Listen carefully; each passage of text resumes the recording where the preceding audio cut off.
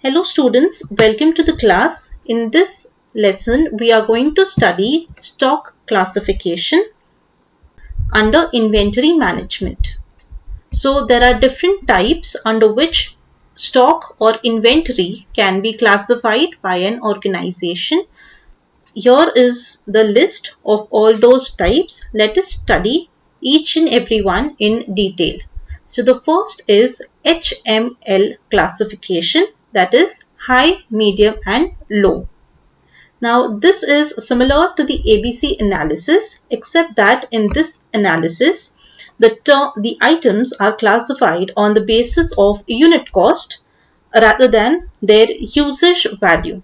The items are classified according as per their cost per unit, that is high, medium or low. This particular type of analysis is helpful in keeping control over material consumptions at departmental level. For example, the management may determine that all the items of the unit value above 2000 rupees will be the H items, that is the high items. Between rupees 500 to rupees 2000 will be M items, that is the medium items, and those below rupees 500 will be the L items, that is the low items. On this basis, the management may delegate authorities to various subordinates to buy petty cash items. The management may also decide the items of unit value above rupees 20,000 will only be sanctioned by a particular authority. Moving on to next classification, that is the VED classification, which is referred to as vital, essential and desirable classification. In this analysis, the items are classified on the basis of their criticality to the production, process or other services. In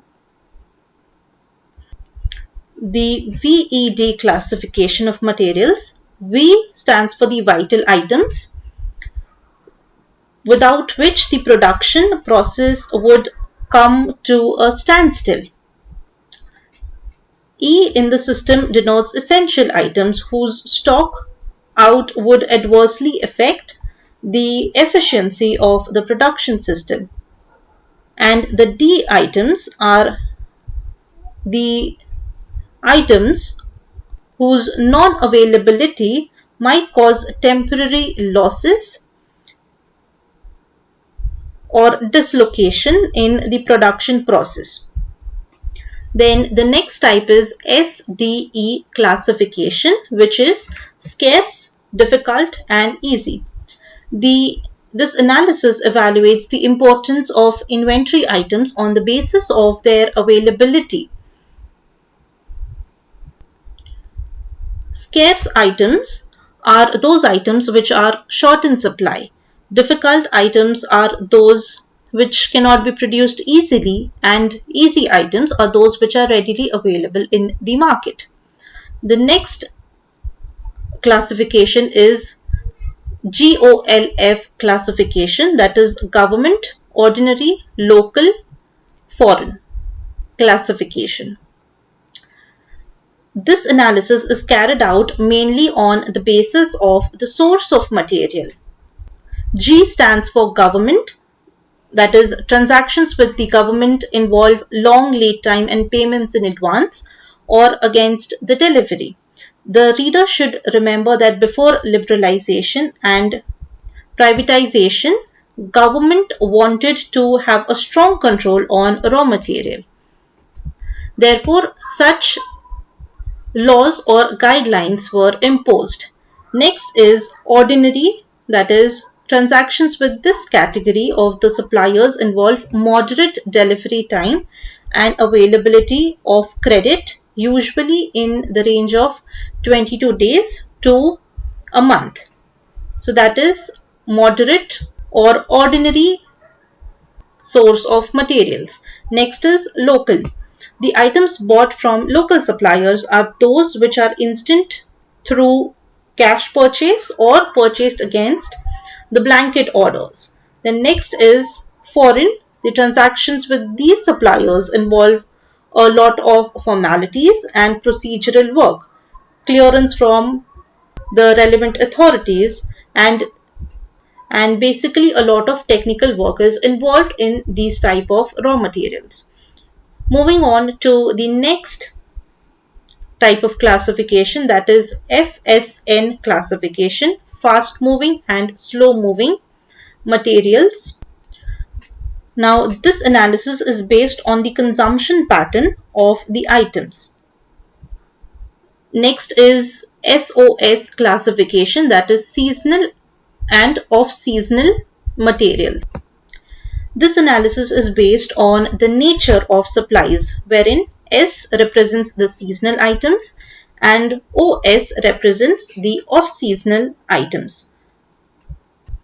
Now this particular analysis identifies the items into first, seasonal but available only for a limited period.